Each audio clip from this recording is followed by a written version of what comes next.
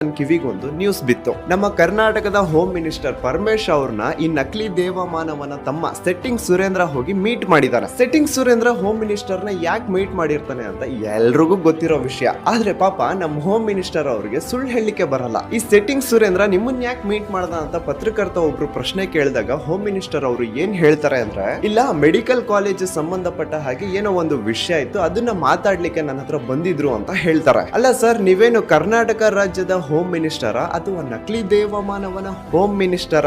ಅಲ್ಲಿ ಒಬ್ಳು ತಾಯಿ ತನ್ನ ಮಗಳು ಕಾಣೆಯಾಗಿ 22 ವರ್ಷಕ್ಕಿಂತ ಜಾಸ್ತಿ ಆಗಿದೆ. ಆ ನಕಲಿ ದೇವಮಾನವ ಅವಳನ್ನ ಜೀವಂತ ಬಿಟ್ಟಿರ್ಲಿಕ್ಕೆ ಚಾನ್ಸೇ ಇಲ್ಲ. ಸೊ ನನಗೆ ನನ್ನ ಮಗಳು ಬೇಡ, ಅಟ್ಲೀಸ್ಟ್ ಅವಳ ಅಸ್ಥಿ ಪಂಜರ ಆದ್ರೂ ಕೊಡಿ, ನಾನು ಅದನ್ನ ಸನಾತನ ಹಿಂದೂ ಧರ್ಮದ ಪ್ರಕಾರ ಅಟ್ಲೀಸ್ಟ್ ಅಂತ್ಯ ಸಂಸ್ಕಾರ ಆದ್ರೂ ಮಾಡ್ಕೋತೀನಿ ಅಂತ SP ಆಫೀಸ್ ಮುಂದೆ ನಿಂತು ಕಣ್ಣೀರ್ ಹಾಕ್ತಾ ಇದ್ದಾಳ. ಇಷ್ಟೆಲ್ಲ ಕಣ್ಣು ಮುಂದೆ ಇದ್ರೂನು, ಒಬ್ಬ ಜೀವಂತ ಸಾಕ್ಷಿ ಬಂದಿದ್ರೂನು ಈ ಸರ್ಕಾರ ಏನು